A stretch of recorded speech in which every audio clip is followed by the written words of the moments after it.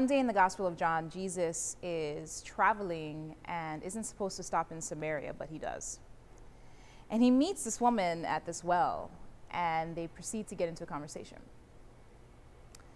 He basically tells her that she's longing for something more than the water at this well.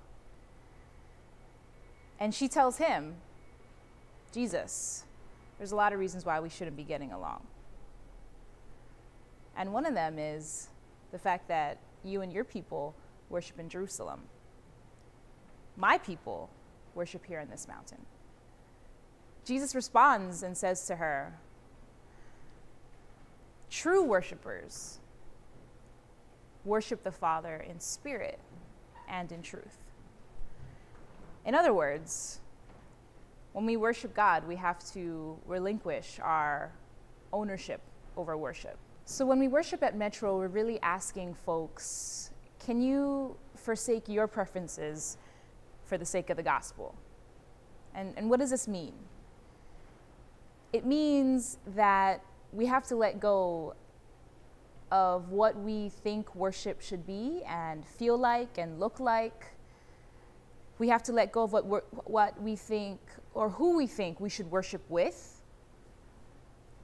And that means that at Metro, we try really hard to have worship come to us in many different forms, from music styles and genres, from hymns to gospel, from high church to low church. And we even sing and pray in Spanish. There's a few people here who are Spanish speakers, who come from East Harlem.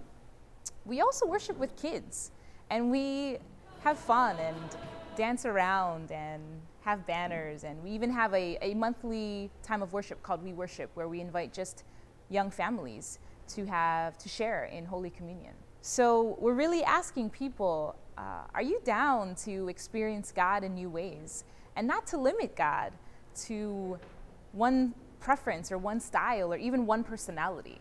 You don't want to box God in at Metro.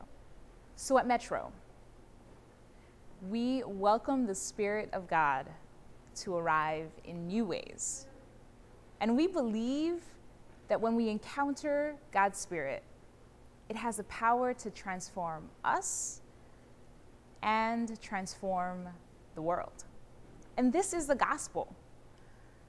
When we forsake our preferences for the sake of the gospel, it transforms us.